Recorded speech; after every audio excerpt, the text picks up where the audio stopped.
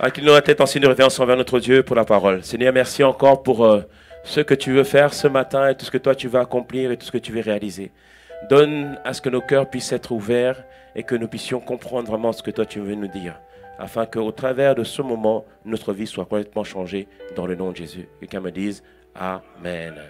Amen. Donc nous bénissons le Seigneur pour tout ce que vous êtes enseigné en ce moment. Et le thème, c'est que vous puissiez porter du fruit, que vous puissiez porter en abondance. Et ce matin, je veux rester dans la même thématique dans laquelle vous êtes aujourd'hui. Amen. Et pour cela, nous allons prendre nos Bibles en Marc 11 à partir du verset 9. Marc 11 à partir du verset 9. Ce passage va nous servir de moyen de lecture pour appuyer le message que nous allons partager aujourd'hui. Marc 11 à partir du verset 9 jusqu'au verset 24. Si vous l'avez, vous pouvez dire Amen. Amen. Amen. Bien-aimé, Amen, ta Bible aussi à l'église. Amen. Ne compte pas que sur l'écran. Alléluia. Marc 11, à partir du verset 9 jusqu'au verset 24. La Bible nous dit ceci, nous sommes dans le contexte où Jésus va rentrer à Jérusalem. Et les gens, lorsqu'il est rentré en Jérusalem, ils ont mis leurs vêtements pour faire rentrer Jésus, en signe qu'ils reconnaissaient en lui un roi. Et la Bible nous dit ceci au verset 9. Il dit, ceux qui précédaient et ceux qui suivaient Jésus criaient, Hosanna, Hosanna, bien béni soit celui qui vient au nom du Seigneur. Verset 10. Béni soit le règne qui vient, le règne de David notre Père, Hosanna dans les lieux très hauts. Verset 11. Jésus entra à Jérusalem dans le temple. Quand il eut tout considéré, c'est-à-dire quand il eut tout examiné dans le temple, comme il était déjà tard, il s'en alla à Béthanie avec les 12. Le lendemain, après qu'ils furent sortis de Béthanie, Jésus eut faim. Dis avec moi, Jésus eut faim. Verset 13. Apercevant de loin un figuier qui avait des feuilles, il alla voir s'il y trouvait quelque chose, et s'en étant approché, il ne trouvera que des feuilles, car ce n'était pas la saison des figues. Prenant alors la parole, il lui dit que jamais personne ne mange de ton fruit. Et ses disciples l'entendirent. Ils arrivèrent à Jérusalem et Jésus entra dans le temple. Il se mit à chasser ceux qui vendaient et qui achetaient dans le temple. Il renversa les tables des échangeurs et les sièges des vendeurs de pigeons. Et il ne laissait personne transporter aucun objet à travers le temple. Et verset 17, et il enseignait en disant, n'est-il pas écrit, ma maison sera appelée une maison de prière pour toutes les nations, mais vous en avez fait une caverne de voleurs. Verset 18, et les principaux sacrificateurs et les scribes, l'ayant entendu, cherchèrent les moyens de le faire périr, car ils le craignaient, parce que toute la foule était frappée de sa doctrine. Verset 19. Quand le soir fut venu, Jésus sortit de la ville. Le matin, en passant, les disciples virent le figuier séché jusqu'aux racines. Et Pierre, se rappelant ce qui s'était passé, c'est-à-dire que Jésus a maudit le figuier, dit à Jésus, Rabbi, regarde, le figuier que tu as maudit a séché. Et Jésus prit la parole et leur dit, ayez foi en Dieu. Littéralement, c'est ayez la foi de Dieu.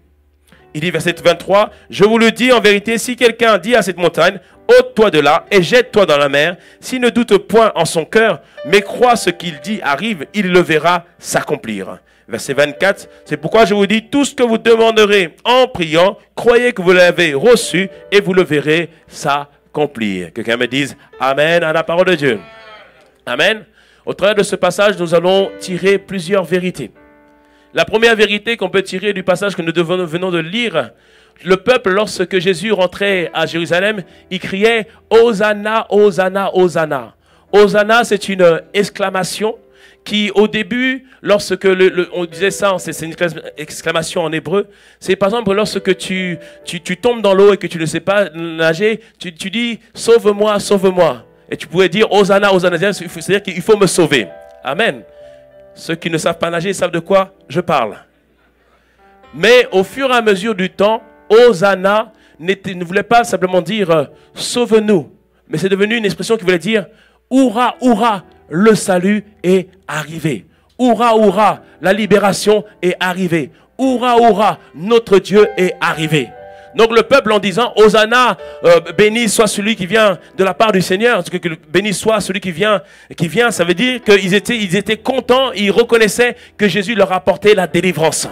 Pourquoi? Parce que le peuple était sous oppression romaine et ils attendaient que le Messie puisse venir pour complètement les libérer. Donc quand Jésus rentrait en Jérusalem, il disait super, hourra, hourra, enfin notre libérateur est arrivé. Et cela nous montre que lorsque Jésus est venu dans notre vie, c'est la plus bonne des nouvelles qui est arrivée. C'est la plus bonne des choses qui est arrivée. Je pensais que quelqu'un allait me dire un bon amen à cela. Alléluia. Bien-aimé, tu dois comprendre et réaliser, c'est la première vérité. La venue de Jésus dans notre vie est une bonne nouvelle. C'est la meilleure chose qui nous soit arrivée. Alléluia. C'est pour ça que le matin, des fois, l'ennemi veut te rappeler, ta situation n'a pas encore changé, que ta maladie est encore là, que ton mari est encore compliqué, que tes enfants sont encore compliqués, que le mariage n'est pas encore là. Mais rappelle à l'ennemi que la plus merveilleuse chose est arrivée, c'est-à-dire que Jésus t'a donné une nouvelle vie. Dis-moi un bon amen à cela. Alléluia. Et on doit tous comprendre et saisir que la venue de Jésus est la meilleure des choses. Pourquoi? Parce que la venue de Jésus nous a introduits dans une nouvelle ère de possibilités. Jésus a dit que tout est possible à celui qui croit. Bien-aimé, Jésus n'est jamais venu pour une religion. Jésus est venu pour nous transmettre une vie. Il dit en Jean 10, 10, le voleur, Satan, l'ennemi, ne vient que pour 3 choses.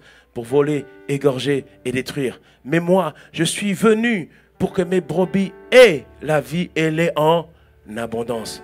Qui sont les brebis du Seigneur? Alléluia. Donc tu dois vivre la vie en abondance. Dis-moi bon amen. Alléluia. Et cette vie que Jésus nous parle, c'est ce que la Bible appelle l'héritage. Et le pasteur Yvan, dans son livre, Vivre l'extraordinaire divin, explique que l'héritage, c'est tout un package. Dans l'héritage, bien-aimé, il y a l'élévation au milieu de la tribulation. Dis-moi un bon amen à cela. Dans l'héritage, bien-aimé, il y a la victoire sur toutes circonstances. Allez, dis-moi un bon amen. Quand tu dis amen, tu le reçois dans ta vie, tu le vis dans le nom de Jésus. Dans l'héritage, il y a le triomphe. Dis-moi un bon amen. Dans l'héritage, il y a la distinction. Il y a la faveur. Il y a la grâce. Il y a l'élévation au milieu de l'adversité. Il y a la protection surnaturelle. Dans l'héritage, il y a l'autorité divine. Dans l'héritage, il y a la bonne santé. Alléluia. Et dans l'héritage, il y a un avant-goût du ciel sur la terre. Dis-moi un bon amen à cela. Acclame fort pour l'héritage que Jésus nous a donné. Alléluia. Toutes ces choses, Jésus nous l'a donné et nous allons le vivre. Ce n'est pas nous devons le vivre, nous allons le vivre. Dis-moi un bon amen à cela. Alléluia. Et c'est pour ça que tu dois vraiment être conscient, être sûr que Jésus, c'est la meilleure des choses qui te soit arrivée. Amen. C'est la première vérité. La venue de Jésus dans notre vie est une bonne nouvelle. Alléluia. Et quand on regarde le passage, une fois que tout le monde a crié Hosanna, Hosanna, Hosanna, on voit que Jésus est rentré dans le temple afin de considérer ce qui se faisait au niveau du temple. La version sommaire, il dit que Jésus examina tout ce qui se faisait au niveau du temple. Et c'est la deuxième vérité qu'on va appuyer ce matin. Tu as accepté Christ il y a une semaine, il y a plusieurs mois, il y a plusieurs années. Il y a un moment donné, Jésus va venir examiner ta vie. Jésus va venir examiner ta vie. Qu'est-ce qu'il va examiner? Jésus, quand il a regardé le temple, il l'a observé, il voyait que le temple était devenu maintenant un lieu de commerce. La particularité de ces temps bibliques, c'est que comme ils devaient faire souvent des sacrifices, en fait dans le temple, ils vendaient les pigeons qu'ils devaient sacrifier, les boucs, les bœufs, plein de choses. Il y avait plein, donc imagine-toi, c'est comme si tu étais ici, là ici on est là pour adorer, mais là dans tous les couloirs, il y a des bœufs qu'on vend pour que les gens puissent apporter leur sacrifice. Et les pharisiens et les scribes gagnaient de l'argent par rapport à cela. Et Jésus, voyant cela, la première journée, il a constaté. Et il n'a rien dit. Et il est parti. Mais la deuxième journée, il est revenu. Et là, il n'est pas resté silencieux. Il a maintenant commencé à chasser les gens qui faisaient du commerce et qui les a mis dehors. Cela te montre que Dieu est patient envers nous. Mais il y a un moment donné que Dieu va venir examiner ta vie et s'assurer que dans ta vie, il n'y a plus de désordre. Dis-moi un bon amen à cela. Amen. Jésus est venu au sein du temple pour remettre maintenant de l'ordre au niveau du temple. Et il a dit que sa maison ne sera pas une maison de voleurs, mais ce sera une maison de prière. Amen. Il y a un moment donné dans ta vie, bien-aimé, Dieu change de mode. Il était patient, mais maintenant, il vient pour constater, pour examiner quelle sorte de fruits que tu portes maintenant. Et le titre du message ce matin, c'est « Dieu ordonne que tu portes du fruit ». Dieu ordonne que tu portes du fruit. Amen. Dieu ordonne que tu portes du fruit. Quel type de fruit? Luc 3, 8. Luc 3,8 nous dit, produisez donc des fruits dignes de la repentance. C'est-à-dire qu'il faut que nos vies puissent témoigner que nous avons rencontré le Seigneur. Il faut que nos vies puissent témoigner qu'il y a eu un changement de vie.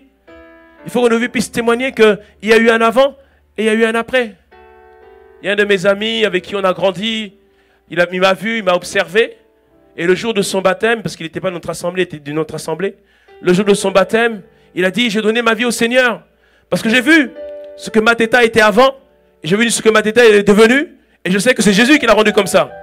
Il a dit, donc moi aussi je veux devenir comme ça.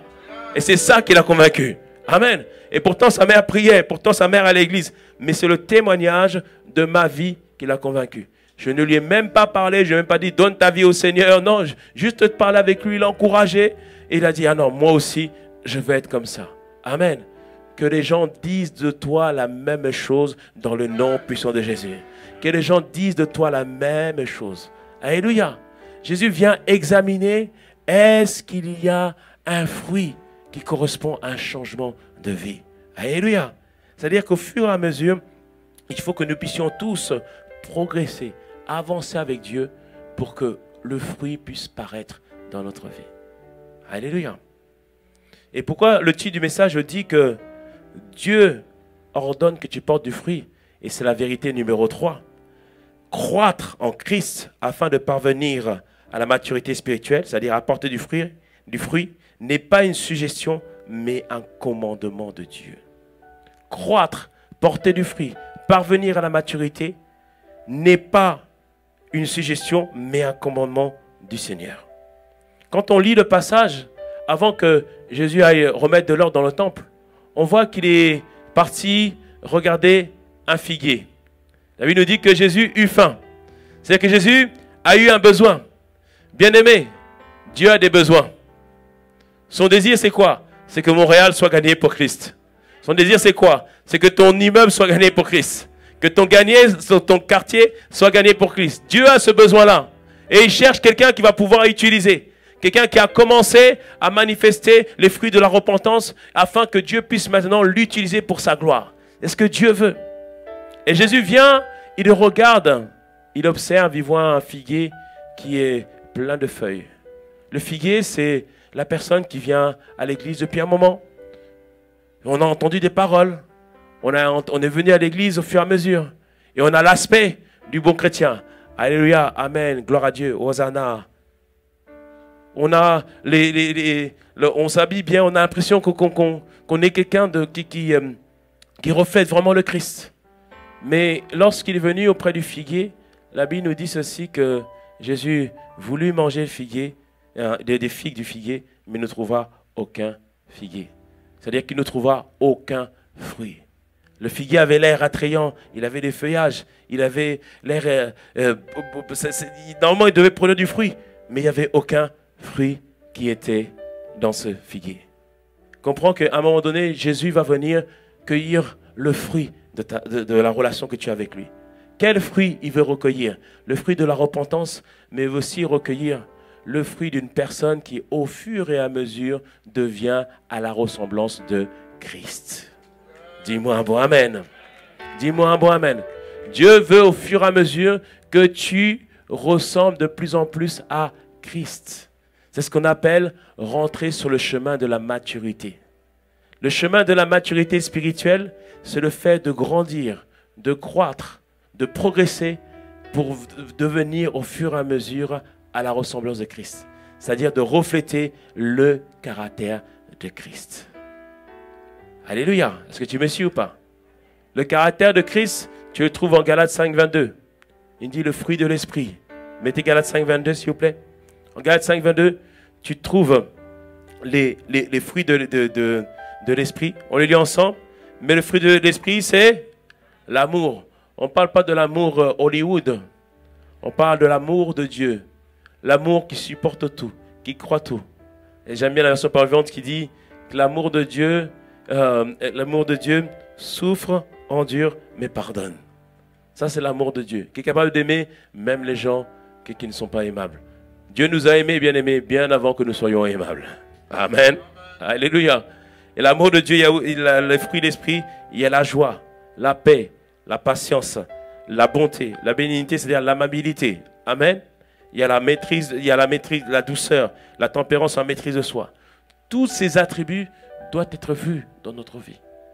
Il y a un moment donné dans notre marche avec le Seigneur, il faut que ces fruits soient manifestés dans notre caractère.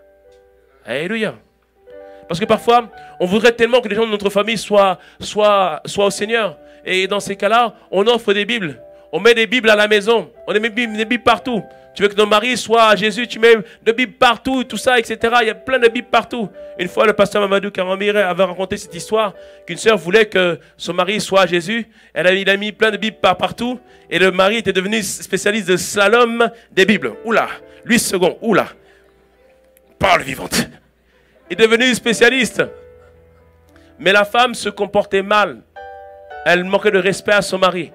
Donc son mari n'avait pas du tout envie de donner sa vie au Seigneur.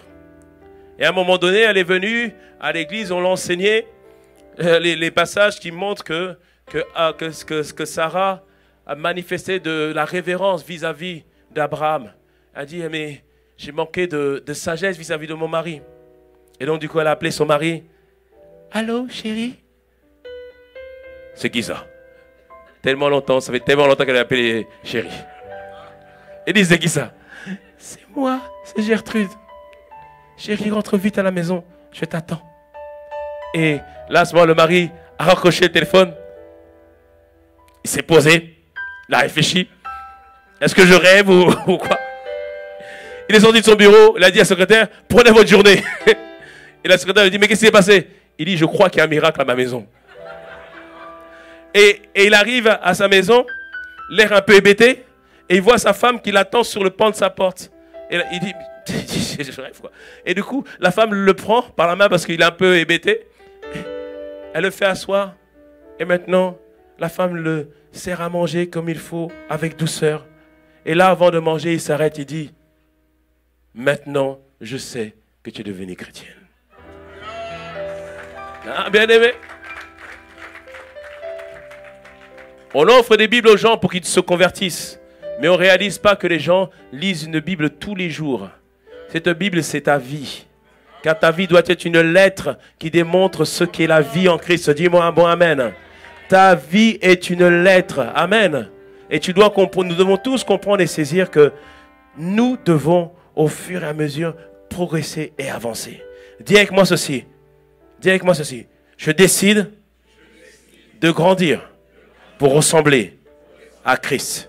Je décide d'aller sur le chemin de la maturité et de porter du fruit. Dis-moi un bon amen à cela. Alléluia.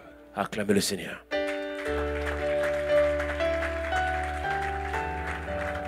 Et quand on regarde le passage dont j'ai lu sur le figuier, en fait, on s'aperçoit que la Bible nous dit que Jésus ne trouvait pas de figuier, mais la Bible nous dit que ce n'était pas la saison des figues. Et ça m'a toujours interpellé ce passage. Jésus, il n'est pas content qu'il n'y ait pas de figues, mais ce n'est pas la saison des figues, Jésus, quand même. Et j'ai étudié, en fait, les figuiers qu'on parlait dans ce passage-là. C'est un type de figuier, même si ce n'était pas encore la saison, lorsque les feuillages étaient là, ils commençaient à faire naître des premiers fruits. Et on doit tous comprendre une chose.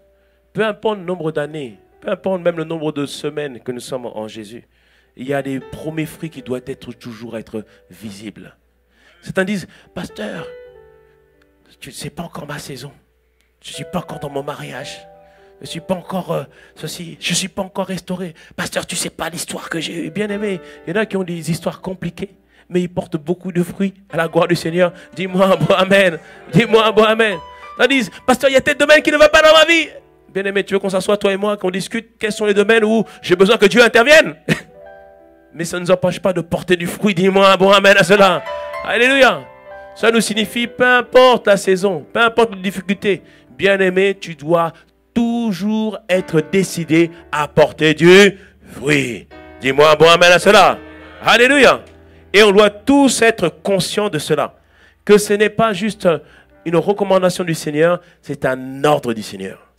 En Genèse 1,28, une fois qu'il a formé Adam et Ève, il a créé Adam et Ève, il leur a donné cette injonction. Il leur a dit, Genèse 1,28, il leur dit, soyez féconds. Amen. Soit être fécond, ça ne veut pas dire avoir plein d'enfants partout. C'est parce que ça.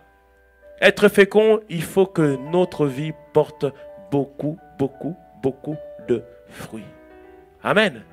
Et nous devons tous comprendre et saisir que nous devons porter des fruits. Dis avec moi, je veux porter des fruits. Amen. Ça, c'est la troisième vérité. Porter du fruit ou croître par la maturité n'est pas une suggestion, mais un commandement. Vérité 4, je poursuis maintenant. Parce que le temps passe vite. Aïe, aïe, aïe. Vérité 4, on voit que Jésus, qu'est-ce qu'il a fait Jésus par rapport au figuier? Qu'est-ce qu'il a fait? Il a maudit.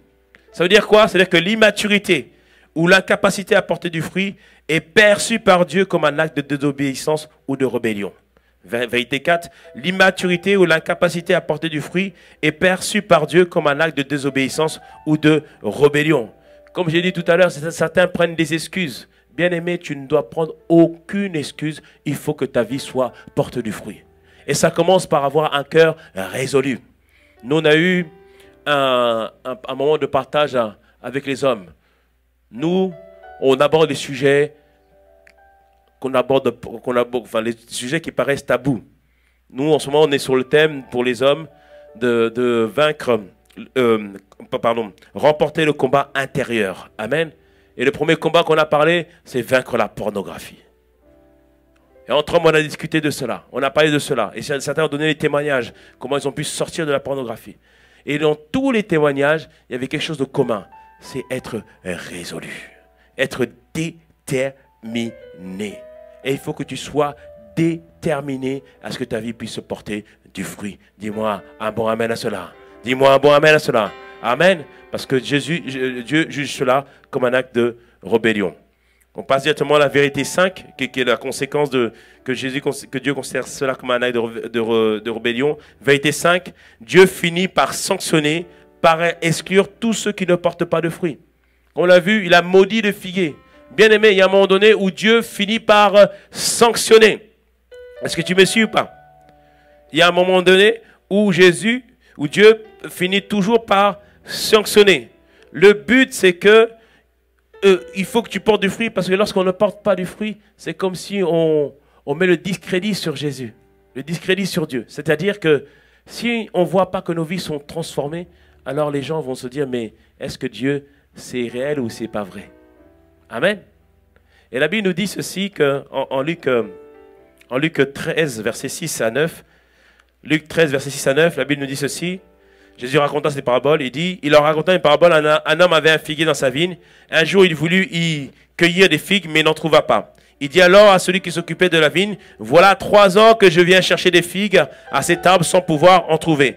Arrache-le, je ne vois pas pourquoi il occupe la place inutilement. Et là, on voit que le propriétaire de la vigne, c'est Dieu, qui dit qu'au bout de 3 ans, il doit avoir maintenant des fruits de la maturité. Dis-moi un bon amen à cela. Alléluia. Là, je sens quelqu'un qui dit, ouf, ça fait pas 3 ans que je suis dans le Seigneur. Bien aimé. Ça ne veut pas dire qu'il faut attendre 3 ans. C'est-à-dire qu'il y a des gens, au bout de 2 mois, on a déjà vu les fruits de la maturité. Dis-moi un bon amen à cela. Ça veut dire qu'il y a un temps où Dieu nous donne pour grandir et il faut maintenant que nous puissions progresser. Verset 8, David nous dit ceci. Maître, ça c'est Jésus qui intercède pour nous. Maître, lui répondit l'homme, laisse-le encore cette année, je bêcherai, c'est-à-dire je vais creuser la terre et tout autour et j'y mettrai du fumier. Est-ce que le fumier, ça sent bon? Ça ne sent pas bon du tout. Et peut-être qu'il portera du fruit à la saison prochaine, sinon tu le feras arracher. On voit la suite que, là il nous dit ici, que lorsqu'on ne porte pas du fruit, Dieu est prêt à sanctionner. Mais Jésus intercède pour nous. Et il dit qu'il va mettre du fumier. Le fumier, c'est les situations qui des fois deviennent compliquées. Bien aimé, il y a certaines épreuves qui sont permises par Dieu. Tu sais pourquoi? C'est pour t'apprendre à porter du fruit. Dis-moi un bon amen. Dieu permet, parfois tu passes par des moments difficiles pour que tu puisses réaliser le fruit qu'il a mis à l'intérieur de toi. Dis-moi un bon amen à cela.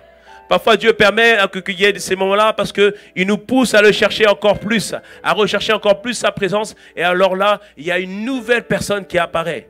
Parfois, Dieu permet que nous soyons brisés pour un temps, afin que nous puissions être ces personnes qui s'abandonnent entièrement au Seigneur, afin que maintenant on voit quelqu'un de humble et qui manifeste maintenant le caractère de Christ. Est-ce que tu me suis ou pas? Amen. Un jour, j'ai fait preuve d'orgueil. J'ai voulu témoigner à un moment de l'église, il y a plus de 15 ans. Et lorsque j'ai témoigné, au lieu de rendre la gloire au Seigneur, j'ai rendu la gloire plus à moi. Dès que je suis parti m'asseoir, j'ai ressenti une froideur à l'intérieur de moi. Et j'ai su que j'avais attristé le Saint-Esprit. Et moi, lorsqu'il lisait la Bible, je recevais les révélations. J'étais content de ce que je lisais. La Bible, j'aimais beaucoup la parole. Maintenant, je lisais, je ne ressentais plus rien. Ça devient comme des lettres mortes. J'allais dans la présence de Dieu à l'église, rien du tout. Je priais, rien du tout. Je ne ressentais plus rien. Et c'est là, j'ai compris ce que David disait, où il disait à Dieu, ne me retire pas de ton esprit. J'ai dit, Seigneur, pardon d'avoir péché contre toi.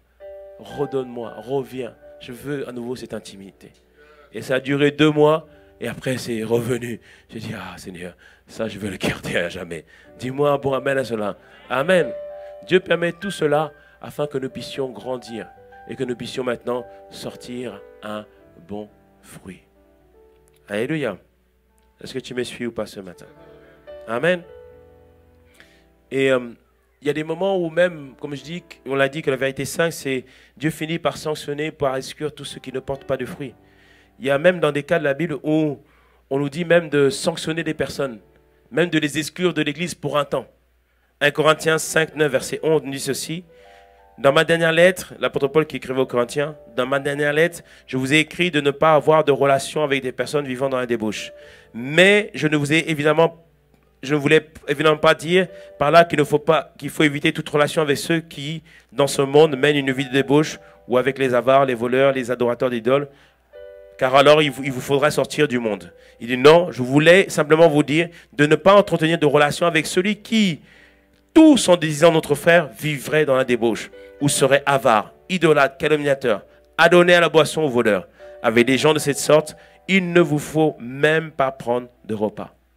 Il disait qu'il y a des cas où la personne qui se dit frère, qui commet des actes d'impudicité, ou qui vole, qui ment, ou qui fait du mal, pendant un temps, on va même le mettre de côté afin que la personne travaille sur elle-même, qu'on travaille avec elle, et après maintenant, elle pourra revenir dans le troupeau. Amen. Toutes ces choses te font réaliser que, bien-aimé, il est important de porter du fruit. Il est important de porter du fruit. Est-ce que tu es d'accord avec ça ou pas? Est-ce que tu es d'accord avec ça ou pas? Mais la question, comment on porte du fruit? Dis avec moi, comment on porte du fruit? Merci d'avoir posé la question. La suite du verset, on voit que la suite du verset du passage de Marc 11 qu'on a vu, on voit que lorsqu'ils sont sortis du temple, maintenant, l'apôtre Pierre voit le figuier qui a séché. Et dit à Jésus, waouh! Regarde le figuier que tu as maudit, il a séché. Et c'est là que Jésus lui dit, il dit, ayez foi. La version second, le second est marqué, ayez foi en Dieu. Mais la version littérale, c'est ayez la foi de Dieu. Il disait, tu veux faire la même chose? Parce qu'en fait, c'est ça que Pierre disait. Il disait, waouh, moi aussi je voudrais faire ça. Il dit, tu veux faire la même chose? Alors, aie la foi de Dieu. Aie cette foi qui est capable à chaque fois de se fonder que sur une seule chose, sur la parole du Seigneur. Et cette foi qui a cette capacité de parler aux choses et être sûr que les choses vont se manifester. Dis-moi un bon amen. Alléluia. Et il nous invite pour porter du fruit en toutes circonstances à avoir la même foi de Dieu. C'est-à-dire une foi qui ne doute jamais des promesses, des paroles de Dieu. Dis-moi un bon amen. Avoir une foi qui dit que la parole de Dieu, c'est mon référentiel et je n'ai pas d'autre référentiel. Dis-moi un bon amen à cela. Alléluia. Il dit pour que nous puissions porter du fruit, il faut qu'on ait cette foi de Dieu. Amen. Et la vérité 6 qu'on va juste aborder ici pour terminer, le fruit de ta vie sera toujours le résultat de ta foi. Bien-aimé, le fruit de ta vie sera toujours le résultat de ta foi. Toutes les décisions que nous prenons, c'est basé sur la foi C'est basé sur la foi que nous avons. Amen. Comment on ose faire des choses? Parce qu'on a foi que Dieu peut nous soutenir. Comment on prend des décisions? Parce qu'on a foi que Dieu nous conduit.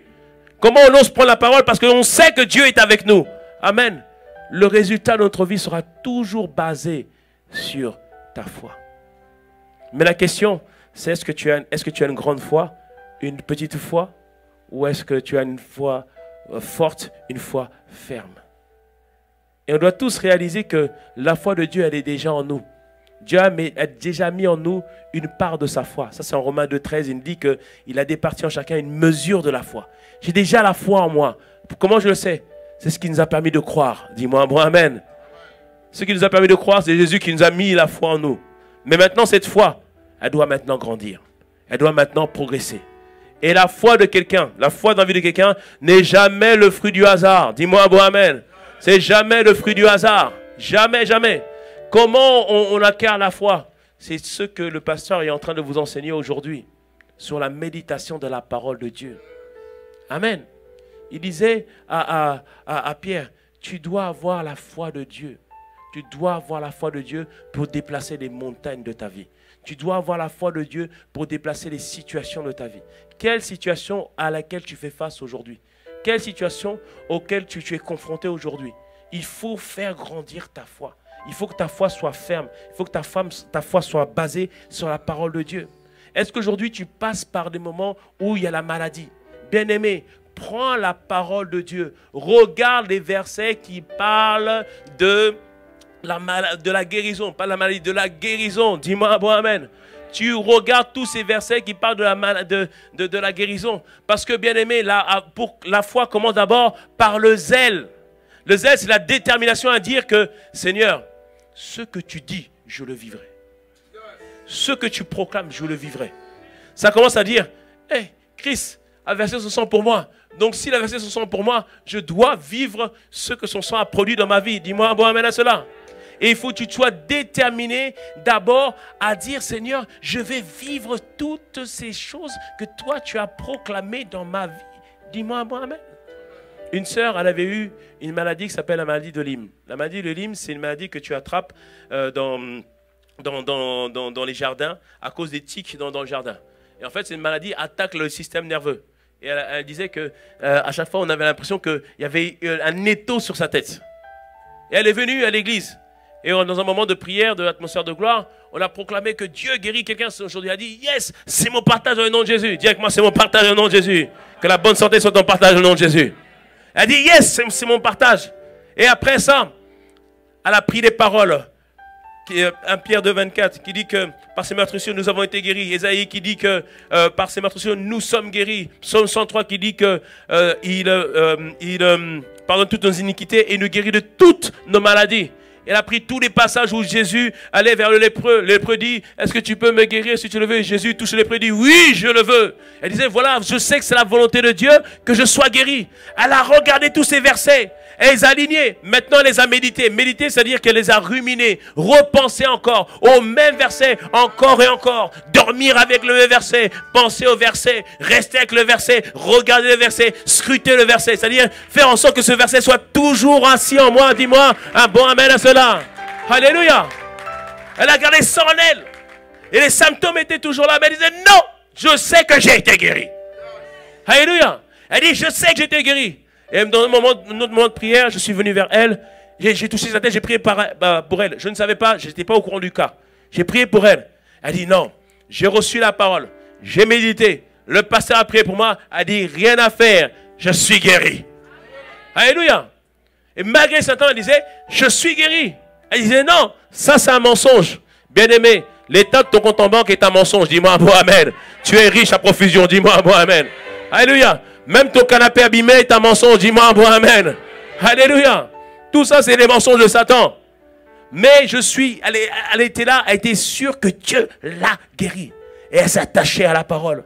Et quelques semaines après, elle a vu la guérison se manifester. Aujourd'hui, elle loue le Seigneur. Elle évangélise dans les rues de Cergy. Elle a rendu grâce à Dieu. Dis-moi un bon amen à cela. Alléluia. Bien-aimé, comprends bien une chose. Il y a plein de fois où Dieu a guéri. Mais comme on a dit, oh, je n'ai pas vu. On s'est dit, non, il n'a pas fait. Mais s'il a fait! Romains 4, la Bible nous dit qu'Abraham, il avait conçu que Dieu était capable de donner vie au corps mortel et qu'il était celui qui appelait les choses qui n'existent pas comme si elles sont. Et il rendit grâce à Dieu, ne considérant point que son corps était usé. Abraham, il a commencé à danser, même si Sarah n'était pas encore enceinte. C'est-à-dire que dans son cœur, il avait dit, il avait réfléchi, il avait considéré, il avait calculé. Ah, c'est bon. C'est ça la voix. Elle dit, c'est bon. Tu te rends compte? Son corps ne fonctionnait plus. Il dit, c'est bon. Il a commencé à rendre grâce. Yes. On disait, Abraham. Les gens se moquaient de lui. Abraham, c'est-à-dire peur d'une multitude. Les gens le regardaient. Oh, Abraham. Quand les gens des fois ils disent, mais il est où ton Dieu? Mais Abraham savait que, oui, je reçois, je suis le père d'une multitude. Oui, c'est bien mon nom. Oui, c'est bien ce que je suis. Oui, je suis bien un chrétien. Oui, j'ai un Dieu qui est vivant. Oui, j'ai un Dieu qui va agir pour moi. Oui, j'ai un Dieu qui va faire son œuvre en moi. Oui, j'ai un Dieu qui est puissant. Dis-moi un bon amen. Alléluia. C'est-à-dire que, pour manifester un fruit, garder toujours le fruit, je dois être sûr d'enraciner toutes ces paroles à l'intérieur de moi. Elle a manifesté maintenant le fruit de la guérison. Mais non seulement le fruit de la guérison, de la détermination. Maintenant, elle annonce l'évangile dans les rues de Cergy. Amen. Et dans tous les domaines de ta vie, tu dois enraciner les paroles de Dieu. Un frère, il disait, moi, je n'ai pas besoin qu'on m'enseigne. Je peux apprendre par moi-même. Et à un moment donné, comme on a deux assemblées, j'ai dit, écoute, viens Cergy, je sens qu'il faut que toi et ta femme, vous venez à Cergy pour que je puisse bien vous suivre. Et il dit dans sa tête, il dit, bon, ok, je peux, Cergy ou moi, c'est pareil pour moi. Parce que bon, je peux apprendre par moi-même. Et à un moment donné, il devait aller sur l'église de Mantes, et il sent que l'Esprit lui dit, non, va à Cergy. Et il vient à Cergy, et je priais, mais je prêchais sur la foi. Et il vient, et il s'assoit, et en fait, le Dieu commence à lui parler au travers du message. Et c'est là qu'il réalise que non, il faut être enseigné. Et il méditait sur la foi ces derniers temps. Il a réalisé que la foi, comme on l'a dit, c'est comme on l'a dit tout à l'heure dans Marc 11, c'est que celui qui croit qu'il a reçu va le recevoir, il va le voir s'accomplir. Et dans ce cas, il a dit, ah ouais, ok, je reçois que c'est accompli dans ma vie. Et lui, son sujet, c'était le business. Parce qu'il s'occupe d'un business sur Internet, mais il a besoin d'employés. Mais il n'avait pas les moyens de payer les employés. Il s'est dit dans son cœur, je reçois que j'ai reçu mes employés. Et le lundi, il marche avec ça. Il dit non, j'ai reçu mes employés. Le mardi, le Saint-Esprit l'a inspiré à écrire une annonce sur un forum où il y a des prestataires. Et dans ce forum, il a écrit, je suis un entrepreneur, j'ai besoin de personnes pour m'aider dans mon entreprise. Je n'ai pas de quoi vous payer. Mais si vous travaillez avec moi, voici ce que je vous ai apporté, telle chose. Et il a envoyé ce message, cette annonce. Le mercredi, il a reçu plusieurs annonces. Le jeudi, plusieurs annonces. Les gens ils disent, écoutez monsieur, on est prêt à travailler gratuitement pour vous tant que vous nous apprenez tout ce que vous avez dit. D'autres ont dit, ok, bon, on peut travailler, bon, mais allez, juste un petit 100 €, c'est bon. Et il m'a montré, il m'a dit, pasteur, il y a tellement de messages, il y a d'autres que je n'ai même pas encore répondu. Bien aimé, ça c'est la foi qu'il a produit. Dis-moi un bon amen à cela. Dis-moi un bon amen. Alléluia. C'est-à-dire que pour que ta vie porte du fruit, c'est quel que soit le domaine. Prends les pépites qui sont les trésors qui sont dans la parole de Dieu. Nourris-toi de tous ces trésors. Fais en sorte qu'elles soient assises en toi. La parole de Dieu est comme un médicament. Et la Bible, c'est comme si tu rentrais dans une pharmacie. Il y a des médicaments pour tous les domaines de ta vie. Mais tant que les médicaments restent sur les stagiaires, ça n'a aucun effet. Dis-moi un bon amen. C'est pour ça qu'il faut prendre la parole, se nourrir de la parole, asseoir la parole en soi, et tu verras le fruit se manifester. Alléluia. Alléluia. Quelles que soient les affaires. Il y avait un couple. Ils avaient donné leur vie au Seigneur il n'y a pas longtemps. Ils ne s'entendaient pas, ça se passait mal entre eux. Mais ils ont donné leur vie au Seigneur. Ils voulaient un changement dans leur vie. Donc j'ai commencé. D'abord, j'ai discuté avec eux. Je leur ai dit, est-ce que vous êtes disposés? Oui, on est disposés vraiment à faire les choses pour le Seigneur. On dit, on veut régulariser notre situation. Et pour cela, ils ont fait chambre à part. Et pourtant, ils avaient déjà des enfants. Ils ont fait chambre à part. Ils ont dit, non, tant qu'on n'a pas régularisé, chambre à part. Dis avec moi, chambre à part. Alléluia. Ils étaient déterminés pour Dieu. J'ai dit, ok, si vous êtes déterminé, je vais vous accompagner. Et je partais voir le compagnon. J'étais pour marié tous les mercredis. On a fait 2 sessions ensemble. On a parlé de la parole. Je lui ai expliqué les bases de la parole. Et il a ouvert son cœur. Il a dit, c'est la première fois que j'ai ouvert mon cœur à quelqu'un. Quand sa femme a entendu ça, elle a dit, même à moi, tu n'as pas ouvert le cœur comme ça. Il dit, oh, bah, tu comprends. Et on a parlé. Et on s'est rencontrés plusieurs fois. Et ce qui est merveilleux, la deuxième fois que je l'ai rencontré, il y avait la sœur de sa compagne. Donc j'ai fini avec lui. Après, la petite sœur, je dis, viens voir toi. Il dit, ouais, est-ce que tu vas à l'église? Oui, je viens. Elle dit, je viens de temps en temps à Sergi. Ah bon? Mais il dit, il faut venir souvent maintenant. Elle dit, ok. Je dis, dis-moi, est-ce que tu as donné ta vie au Seigneur? Elle me dit, non. Ok. Est-ce que je veux faire la prière du salut? Oui. Allez, on fait la prière du salut. Elle a fait la prière du salut. Et dimanche, je suis venu, donc dimanche, on était au culte. Elle est venue, parce ils sont 3 sœurs. La 3e sœur est venue me voir. Elle me dit, oui, ma petite sœur a fait la prière du salut. Moi aussi, je veux faire la prière du salut. Ah bah très bien, on fait la prière du salut. Après, la cousine est venue me voir. Pasteur, moi aussi, je veux faire la prière du salut. On a fait la prière du salut. Amen. Et on a commencé à s'occuper du couple, les préparer pour le mariage et tout ça. Et le couple a commencé à changer, à évoluer, à progresser. Et donc, du coup, ils se sont mariés. Et il y a 2 semaines, la sœur m'a envoyé, on fait le culte, je fais l'appel au salut, et comme d'habitude, après la fin du culte, elle me voit, elle me dit, hey, pasteur, qu'est-ce qu'il y a? Elle dit, il y avait ma mère dans les gens qui ont donné la vie au Seigneur. Je dis, ah bon, waouh.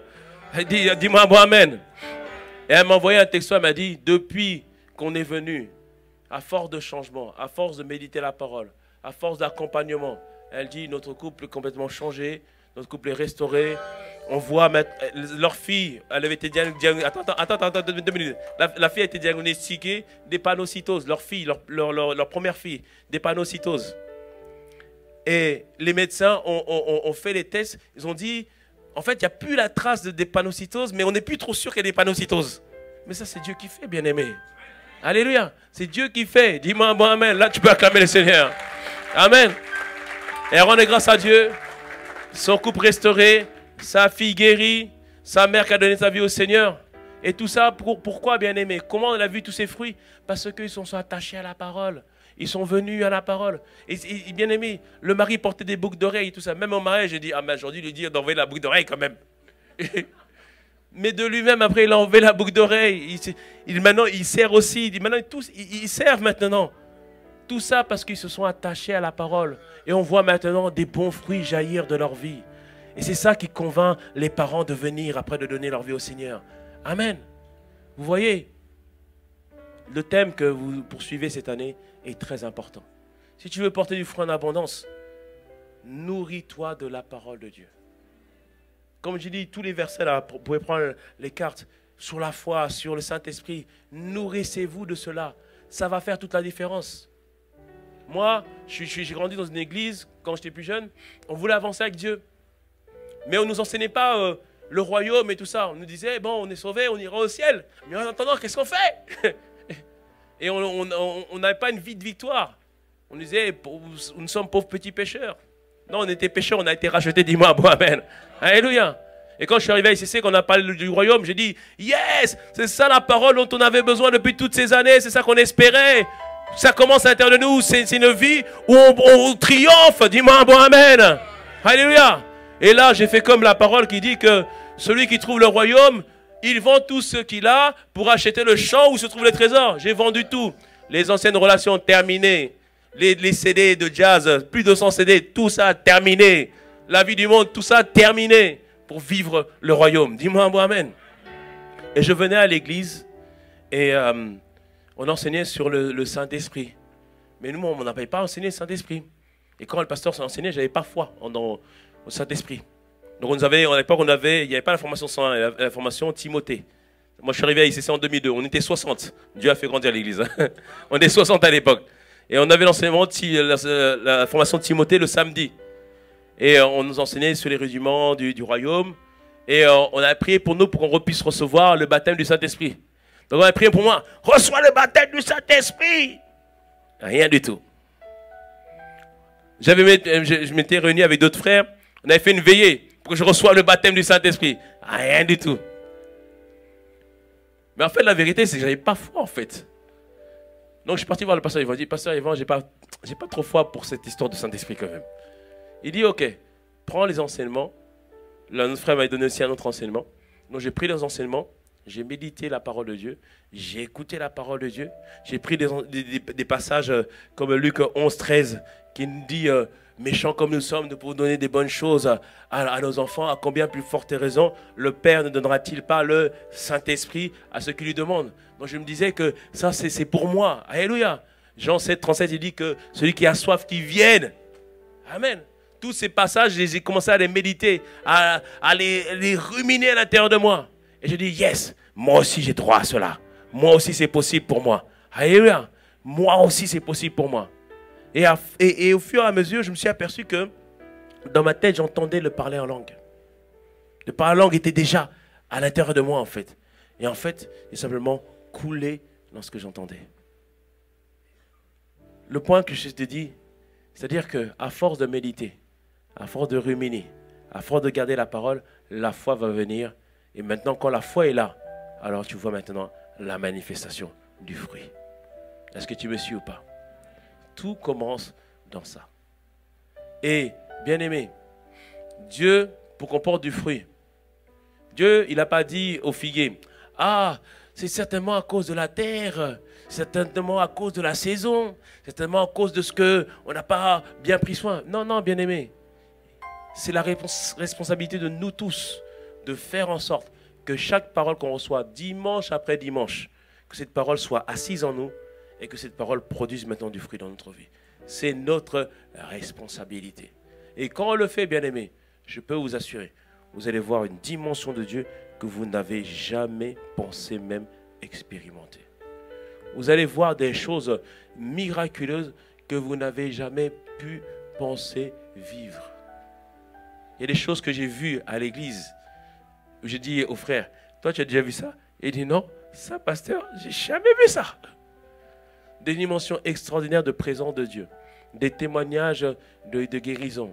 Et regardez ne serait-ce que les 21 jours qu'on a eu avec toute la famille à Pasteur Chrétien, tous les témoignages qui ont eu lieu, des personnes qui ont été libérées, et tout ça, etc., etc. Tout ça, bien aimé, arrive quand on prend les paroles, on les médite, on y croit avec foi et on laisse le fruit se manifester dans notre vie. Quand on fait ça, ta vie n'est plus jamais la même. Moi, hier, j'ai dit aux gens du cours IEBI, la prochaine fois que je viens à Montréal, je veux que quand je sors de l'aéroport, on me dise, ça c'est le magasin de la sœur Intel. Ça c'est le magasin du frère Intel. Quand je prends la voiture, on me dise, ça c'est l'immeuble du frère Intel. Ça c'est l'immeuble de la sœur Intel. Dis-moi un bon amen à cela. Dis-moi un bon amen. Bien aimé, c'est le désir de Dieu. C'est le désir de Dieu. Je ne suis pas du tout sur l'argent, quoi que ça, c'est pas ça. Mais c'est le désir de Dieu. Dieu veut le faire, c'est pas pour nous en fait. C'est parce qu'au dehors, il y a des gens qui ont besoin. Nous, on a une association qui s'appelle GED. On va vers les SDF. Là, en ce moment, ils travaillent avec notre association. Ils sortent, ils m'ont dit, pasteur, dehors, c'est tellement compliqué. Ils parlent avec des jeunes filles, 16 ans. Elle dit, oui, elle a 19 ans, maintenant, elle a 16 ans, elle est prostituée. Ils vont avec eux, ils vous discutent avec eux. Et le but, c'est d'apporter cet amour du Christ. Alléluia. Bien aimé, Dieu veut que nous puissions porter du fruit parce que beaucoup ont besoin de manger ce fruit. Ils ont besoin de manger ce fruit, bien aimé. Un arbre, le fruit qu'il porte, il ne le mange pas lui-même. D'autres vont manger ce fruit. Les gens ont besoin que tu grandisses afin qu'ils puissent manger le fruit que toi tu porteras. Alléluia. Bien aimé, si Dieu vous donne d'avoir ce thème-là, c'est que Dieu désire dans cette saison que le fruit que vous portiez grandisse et soit en abondance et que beaucoup de personnes viennent au Christ. Cela signifie que vous allez rentrer dans une saison où il n'y aura même plus une place, que ce soit au premier culte, que ce soit au deuxième culte, il n'y aura plus de place. Dis-moi un bon amen à cela. Dis-moi un bon amen. Alléluia. Et tout ça, ça dépend de vous, bien-aimés. Ça dépend de vous et du témoignage que vous allez porter au dehors. Amen. Acclame le Seigneur. Acclame le Seigneur si tu as reçu quelque chose ce matin. Alléluia. Là où nous sommes, on va prendre le temps de prier et de méditer. De prier et de méditer. De prier et de méditer. Demande au Seigneur justement d'être cette personne qui porte du fruit. Demande au Seigneur d'être cette personne qui manifeste véritablement le fruit que Dieu veut, le fruit que Dieu désire. Soupire véritablement.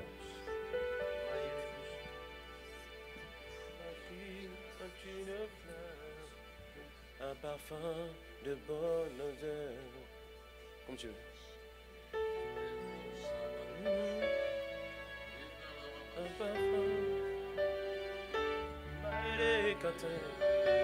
Élevons nos voix, demandons la grâce au Seigneur. Que notre vie puisse lui plaire. Que notre vie puisse lui être agréable.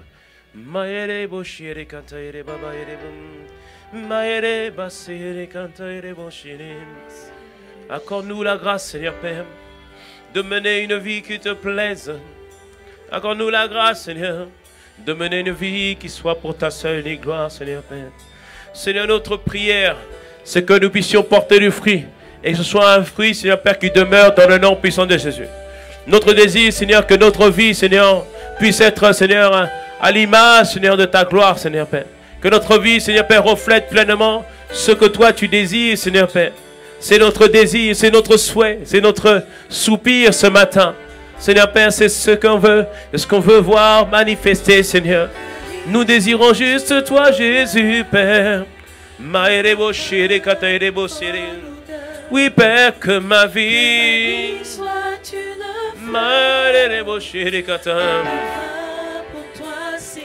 que ma vie soit une fleur. Père, c'est ma prière. Que ma vie soit une fleur. Un parfum pour toi, Seigneur. Que ma vie soit une fleur. Que ma vie, Père. C'est ma prière, c'est mon désir. Un parfum pour toi, Seigneur. Que ma vie soit une fleur. C'est mon désir. Que ma vie, Papa. Un parfum pour toi. Que ma vie soit une fleur. Que ma vie, Père.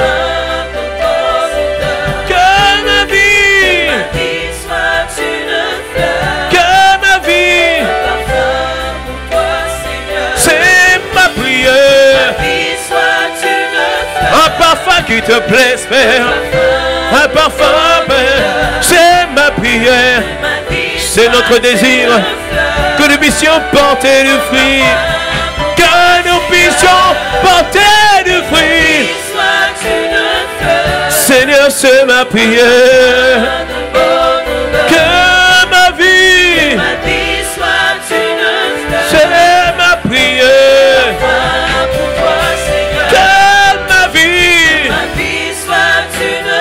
C'est ma prière. Que ma vie soit une fleur. Père, nous t'en prions. Que ma vie soit une fleur. C'est ma prière. Que ma vie soit une fleur. Un parfum pour toi.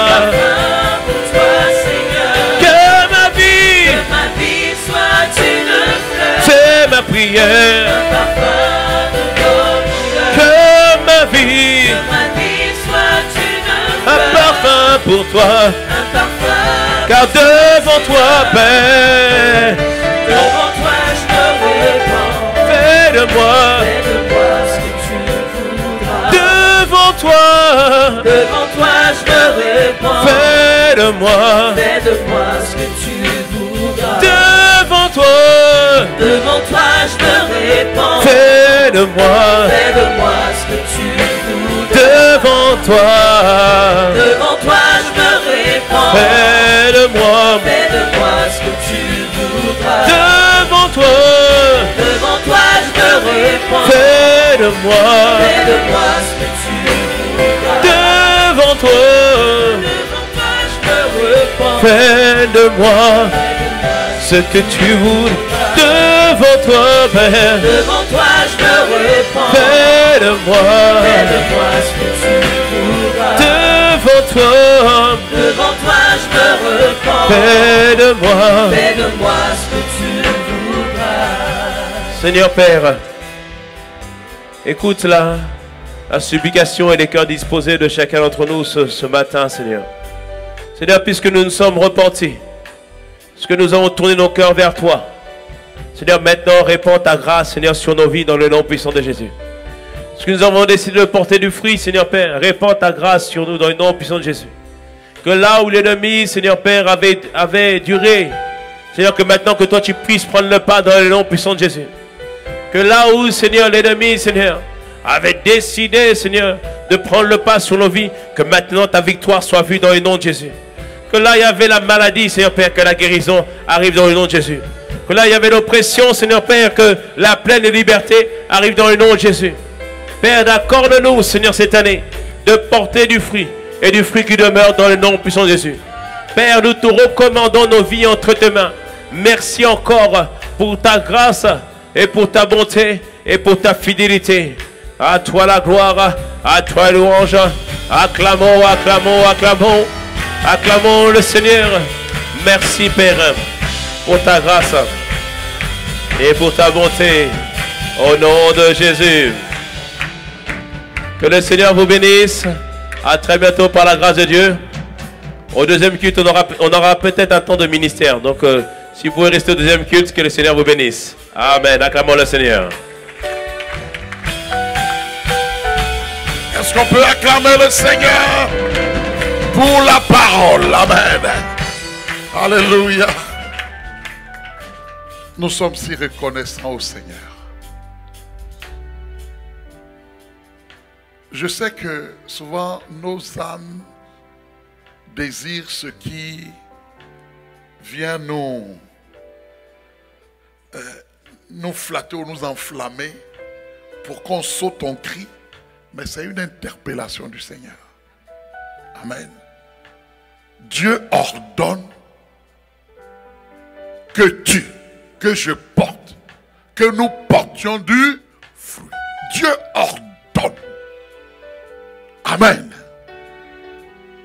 Parce que le Seigneur vient et il s'approche de chaque figuier, de chaque vie. Et il s'attend. Il s'attend à ce que ta vie et ma vie portent du fruit, parce que plusieurs, les membres de notre famille, des frères, des sœurs, des collègues, ont besoin juste de voir